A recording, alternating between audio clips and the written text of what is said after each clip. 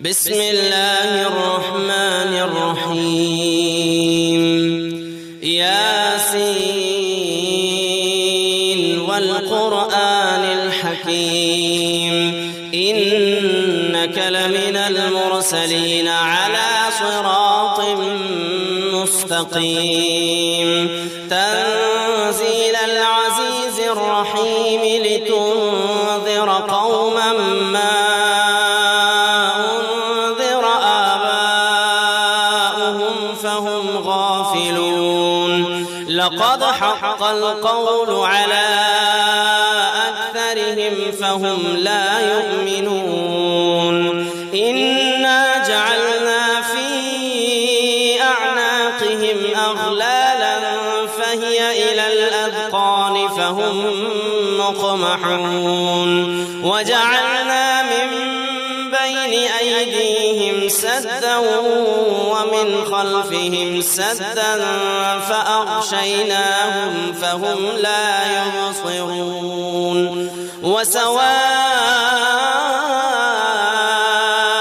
عليهم أأنذرتهم أم لم تنذرهم لا يؤمنون إنما تنذر من اتبع الذكر وخشي الرحمن بالغيب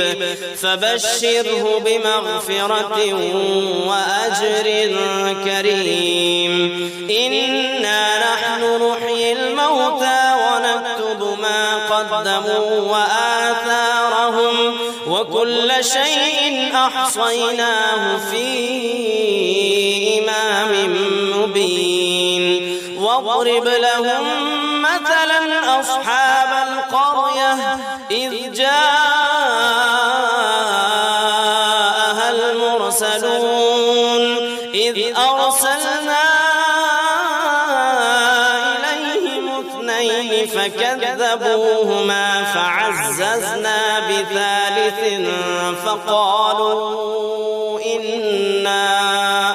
فقالوا إنا إليكم مرسلون قالوا ما أنتم إلا بشر مثلنا وما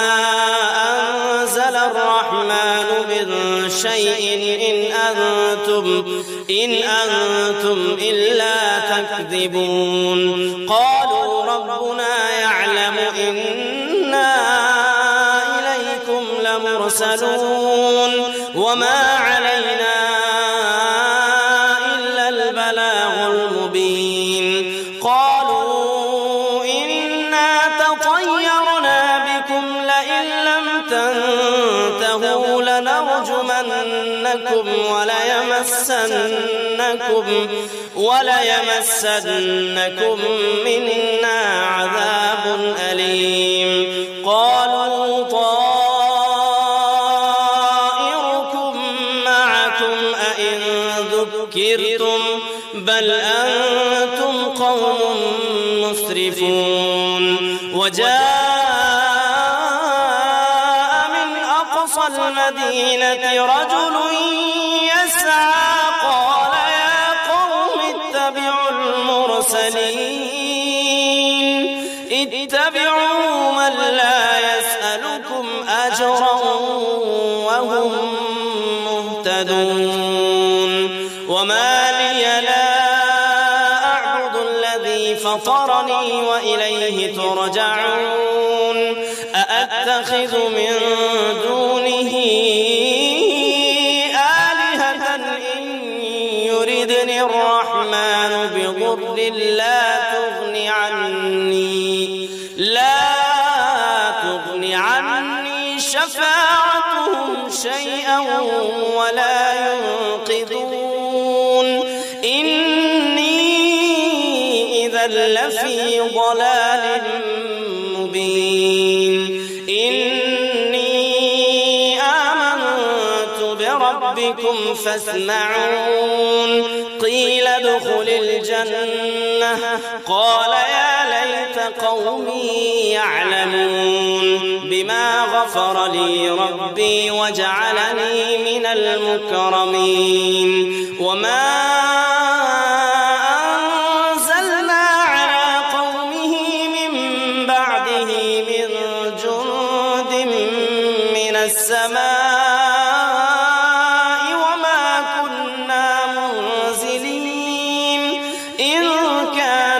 إلا صيحة واحدة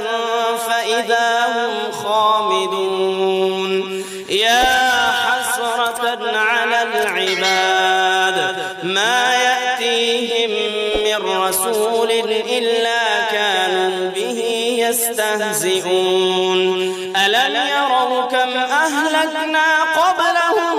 من القرون أنهم إليهم لا يرجعون وإن كل لما جميع لدينا محضرون وآية لهم الأرض الميتة أحييناها وأخرجنا منها حبا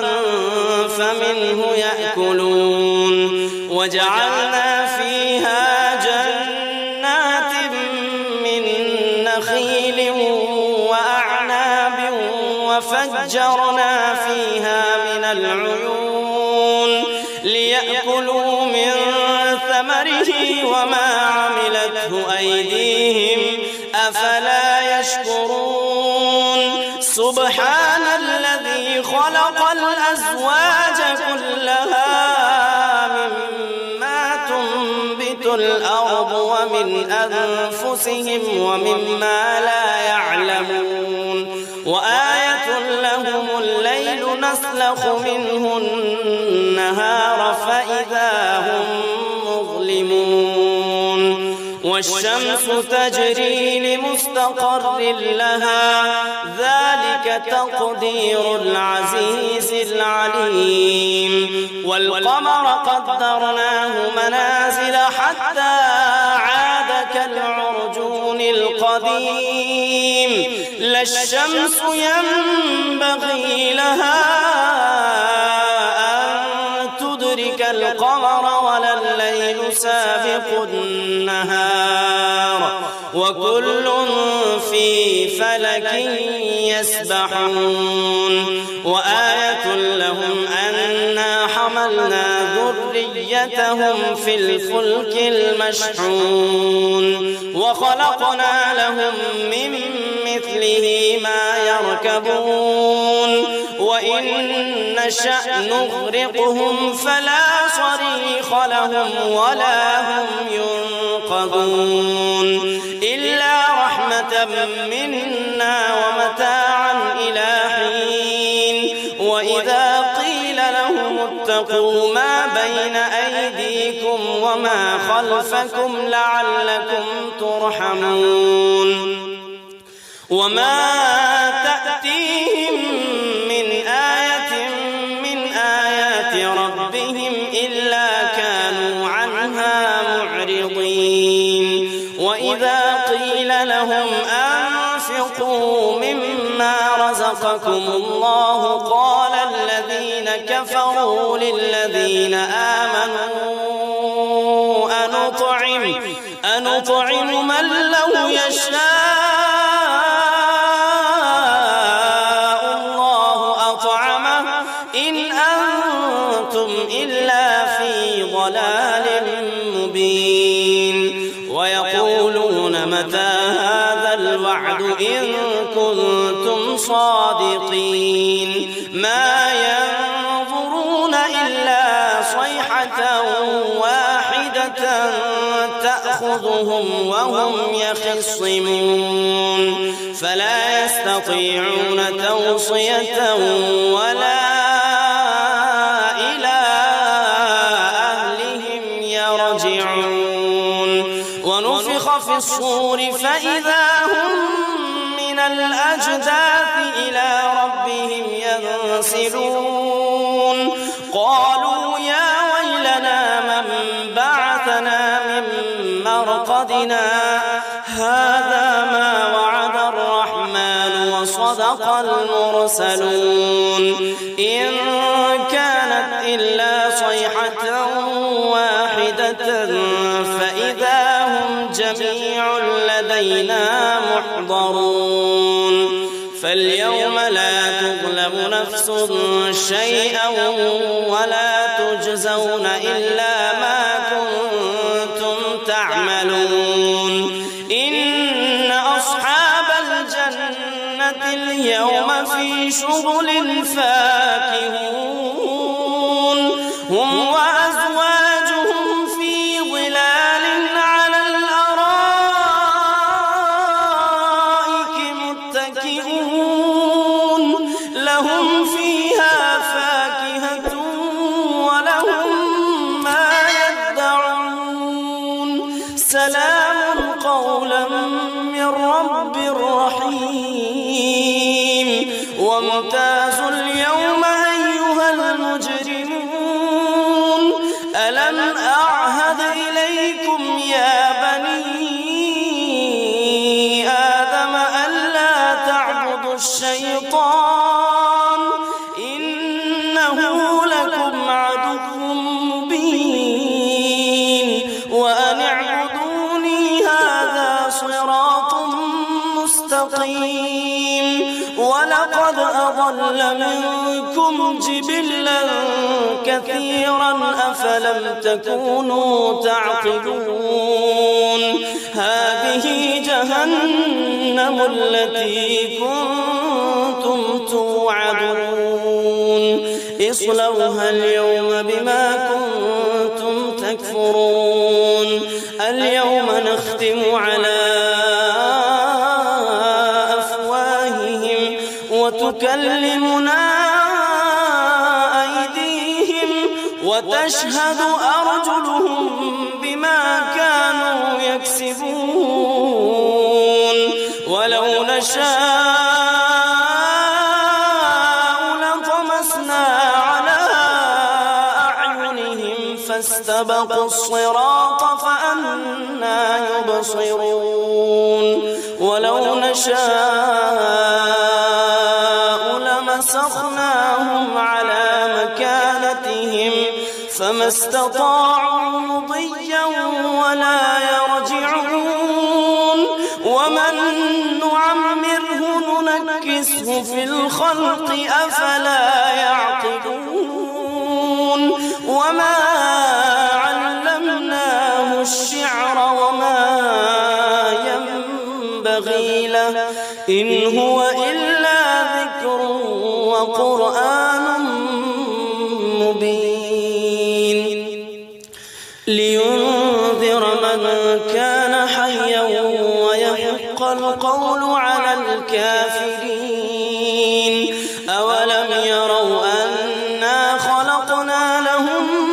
مما عملت أيدينا أنعاما فهم لها مالكون وذللناها لهم فمنها ركوبهم ومنها يأكلون ولهم فيها منافع ومشارب أفلا يشكرون واتخذوا من دون الله آلهة لعلهم ينصرون لا يستطيعون نصرهم وهم لهم جند محضرون فلا يحزنك قولهم إنا نعلم ما يسرون وما يعلنون أولم ير الإنسان أنا خلقناه من نطفة فإذا هو خصيم مبين وضرب لنا مثلا ونسي خلقه قال من يحيي العظام وهي رميم قل يحييها الذي أنشأها أول مرة وهو بكل خلق عليم الذي جعل لكم من الشجر الأخضر نارا فإذا أنتم منه توقدون أوليس الذي خلق السماوات والأرض بقادر على أن يخلق مثلهم بلى وهو الخلاق العليم إنما أمره إذا أراد شيئا أن يقول له كن فيكون فسبحان الذي بيده ملكوت كل شيء وإليه ترجعون. بسم الله الرحمن الرحيم.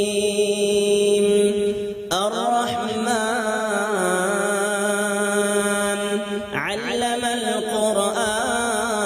القرآن خلق الإنسان علمه البيان الشمس والقمر بحسبان والنجم والشجر يسجدان والسماء رفعها ووضع الميزان ألا تطغوا في الميزان وأقيموا الوزن بالقسط ولا تخسروا الميزان والأرض وضعها للأنام فيها فاكهة والنخل ذات الأكمام والحب ذو العصف والريحان فبأي آلاء ربكما تكذبان خلق الإنسان من صلصال كالفخار وخلق الجان من مارج من نار فبأي آلاء ربكما تكذبان رب المشرقين ورب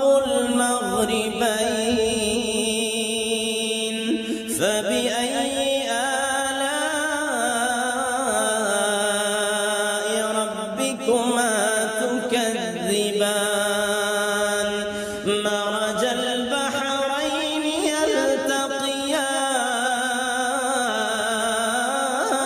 يلتقيان بينهما برزخ لا يبغيان فبأي آلاء ربكما تكذبان يخرج منهما اللؤلؤ والمرجان فبأي آلاء ربكما تكذبان وله الجوار المنشآت في البحر كالأعلام فبأي آلاء ربكما تكذبان كل من عليها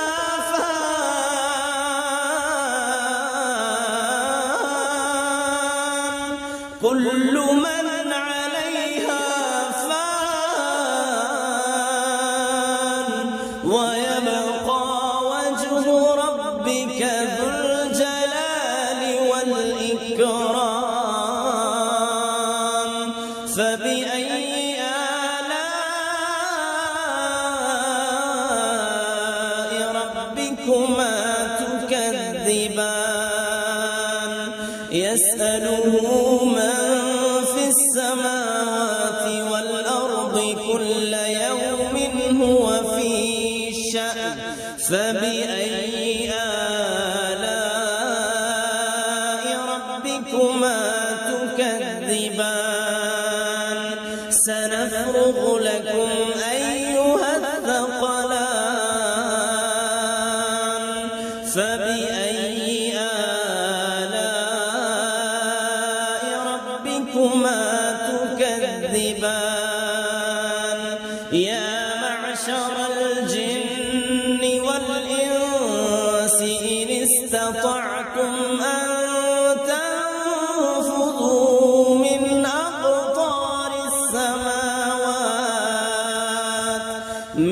أقطار السماوات والأرض فانفذوا لا تنفذون إلا بسلطان فبأي آلاء ربكما تكذبان يرسل عليكما شواظ من نار ونحاس فلا تنتصران فبأي آلاء ربكما تكذبان فإذا انشقت السماء فكانت وردة كالدهان فبأي آلاء ربكما تكذبان فيومئذ لا يسأل عن ذنبه إنس ولا جان فبأي آلاء ربكما تكذبان يعرف المجرمون بسيماهم فيؤخذ بالنواصي والأقدام فبأي آلاء ربكما تكذبان هذه جهنم التي يكذب بها المجرمون يطوفون بينها وبين حميم آن فبأي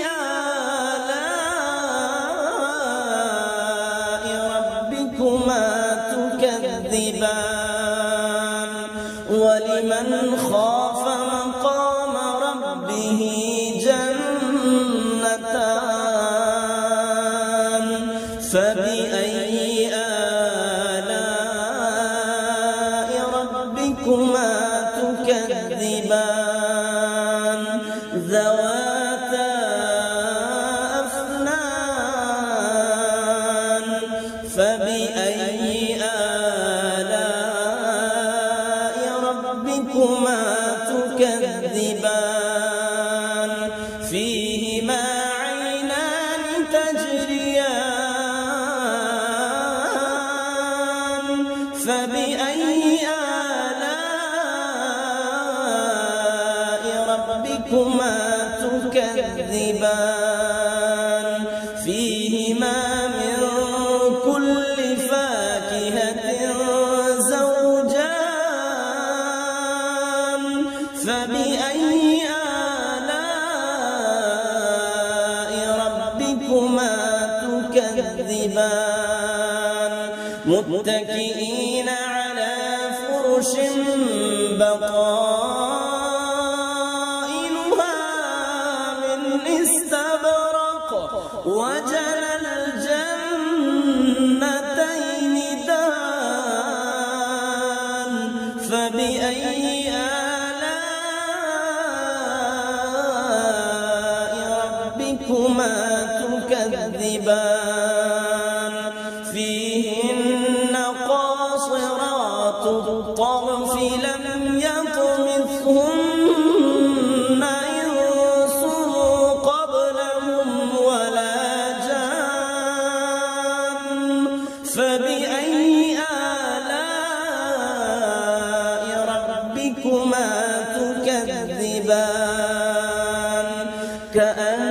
كأنهن الياقوت والمرجان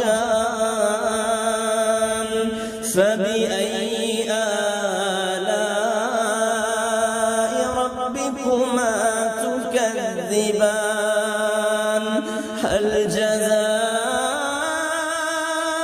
الإحسان إلا الإحسان فبأي آلاء ربكما تكذبان ومن دونهما جنتان فبأي آلاء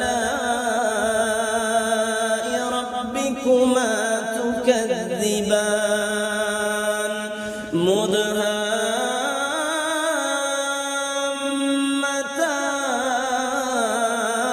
مدهامتان فبأي آلاء ربكما تكذبان فيهما عينان نضاختان فبأي آلاء ربكما تكذبان فيهما فاكهة ونخل ورمان فبأي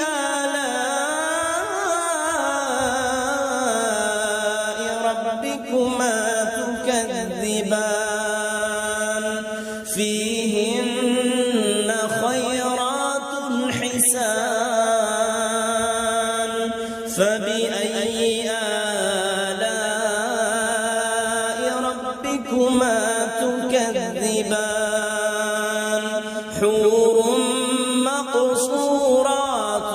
في الخيام فبأي آلاء ربكما تكذبان لم يطمثهن إنس قبلهم ولا جان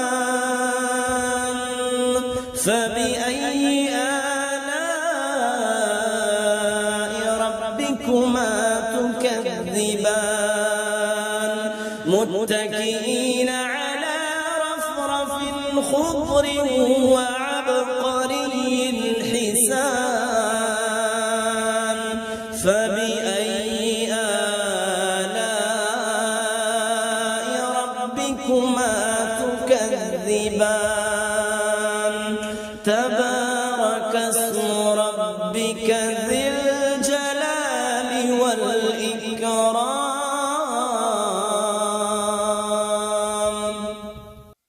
بسم الله الرحمن الرحيم إذا وقعت الواقعة ليس لوقعتها كاذبة خافضة رافعة إذا رجت الأرض رجا وبست الجبال بسا فكانت هباء منبثا وكنتم أزواجا ثلاثة فأصحاب الميمنة ما أصحاب الميمنة وأصحاب المشأمة ما أصحاب المشأمة والسابقون السابقون أولئك المقربون في جنات النعيم ثلة من الأولين وقليل من الآخرين على سرر موضونة متكئين عليها متقابلين يطوف عليهم ولدان مخلدون بأكواب وأباريق وكأس من معين لا يصدعون عنها ولا ينزفون وفاكهة مما يتخيرون ولحم طير مما يشتهون وحور عين كأمثال اللؤلؤ المكنون جزاء بما كانوا يعملون لا يسمعون فيها لغوا ولا تأثيما إلا قيلا سلاما سلاما وأصحاب اليمين ما أصحاب اليمين في سدر مخضود وطلح منضود وظل ممدود وماء مسكوب وفاكهة كثيرة لا مقطوعة ولا ممنوعة وفرش مرفوعة إنا أنشأناهن إنشاء فجعلناهن أبكارا عربا أترابا لأصحاب اليمين ثلة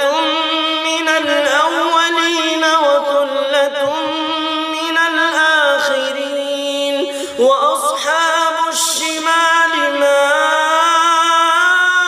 أصحاب الشمال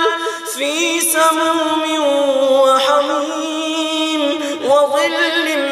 من يحموم لا بارد ولا كريم إنهم كانوا قبل ذلك مترفين وكانوا يصرون على الحنث العظيم وكانوا يقولون أئذا متنا وكنا ترابا وعظاما أئنا لمبعوثون أو آباؤنا الأولون قل إن الأولين والآخرين لمجموعون إلى ميقات يوم معلوم ثم إنكم أيها الضالون المكذبون لآكلون من شجر من زقوم فمالئون منها البطون فشاربون عليه من الحميم فشاربون شرب الهيم هذا نزلهم يوم الدين نحن خلقناكم فلولا تصدقون أفرأيتم ما تمنون أأنتم تخلقونه أم نحن الخالقون نحن قدرنا بينكم الموت وما نحن بمسبوقين على أن نبدل أمثالكم وننشئكم فيما لا تعلمون ولقد علمتم النشأة الأولى فلولا تذكرون أفرأيتم ما تحرثون أأنتم تزرعونه أم نحن الزارعون لو نشاء لجعلناه حطاما فظلتم تفكهون إنا لمغرمون بل نحن محرومون أفرأيتم الماء الذي تشربون أأنتم أنزلتموه من المزن أم نحن المنزلون لو نشاء جعلناه أجاجا فلولا تشكرون أفرأيتم النار التي تورون أأنتم أنشأتم شجرتها أم نحن المنشئون نحن جعلناها تذكرة ومتاعا للمقوين فسبح باسم ربك العظيم فلا أقسم بمواقع النجوم وإنه لقسم لو تعلمون عظيم إنه لقرآن كريم في كتاب مكنون لا يمسه إلا المطهرون تنزيل من رب العالمين أفبهذا الحديث أنتم مدهنون وتجعلون رزقكم أنكم تكذبون فلولا إذا بلغت الحلقوم وأنتم حينئذ تنظرون ونحن أقرب إليه منكم ولكن لا تبصرون فلولا إن كنتم غير مدينين ترجعونها إن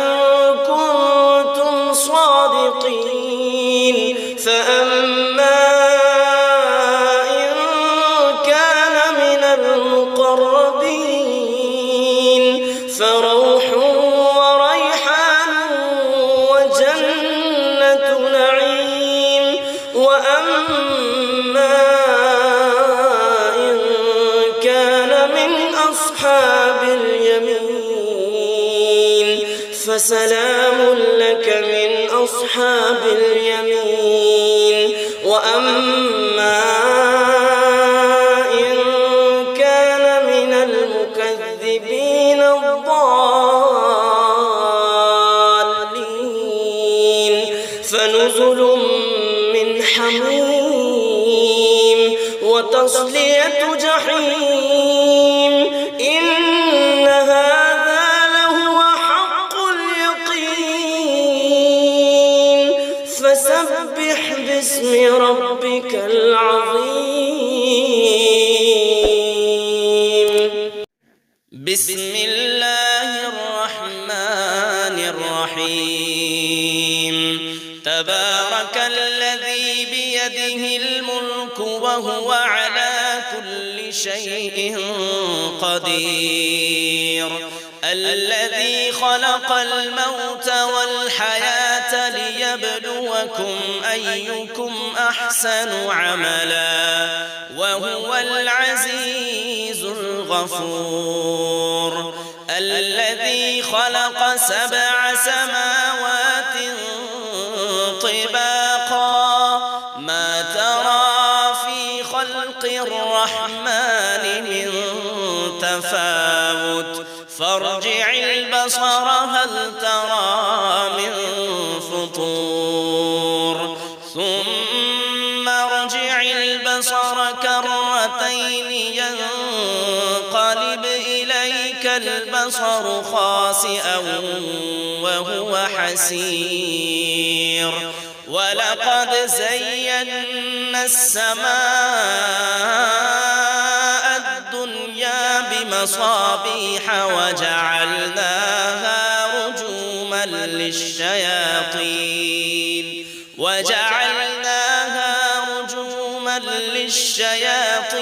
وأعتدنا لهم عذاب السعير وللذين كفروا بربهم عذاب جهنم وبئس المصير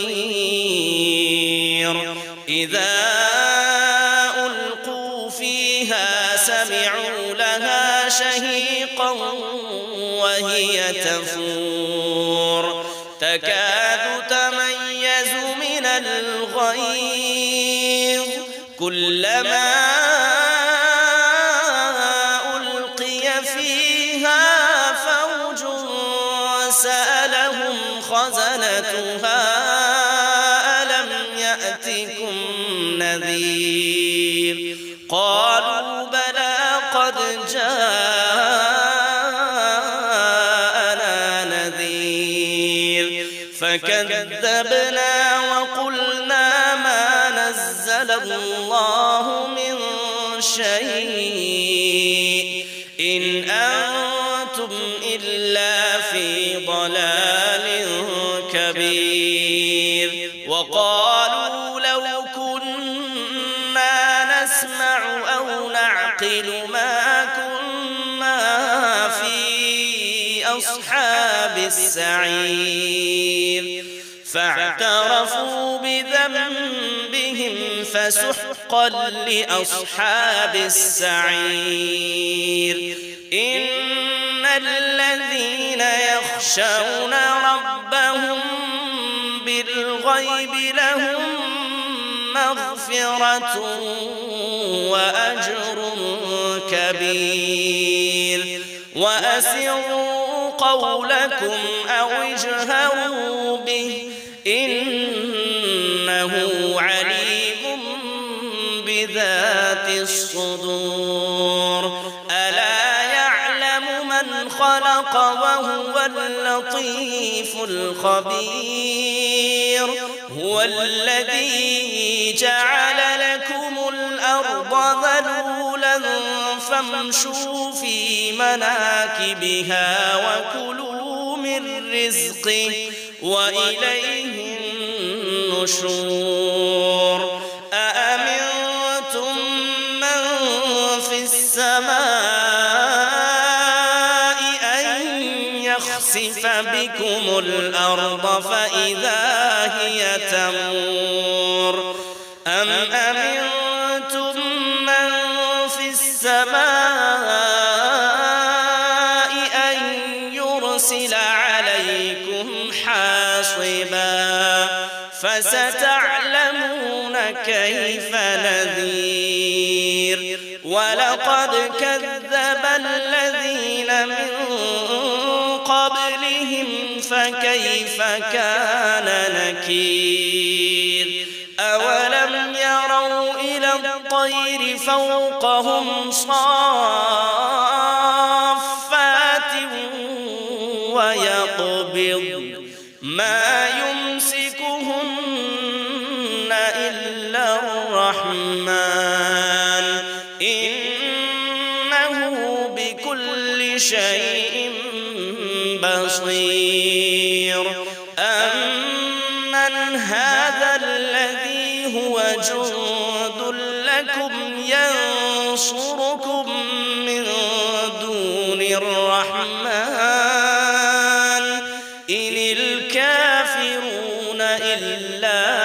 في غرور أمن هذا الذي يرزقكم إن أمسك رزقه بل لجوا في عتو ونفور أفمن يمشي مكبا على وجهه أهدى أمن يمشي سويا على صراط مستقيم قل هو الذي أنشأكم وجعل لكم السمع والأبصار والأفئدة قليلا ما تشكرون قل هو الذي ذرأكم في الأرض وإليه تحشرون ويقولون متى هذا الوعد إن كنتم صادقين قل إنما العلم عند الله وإنما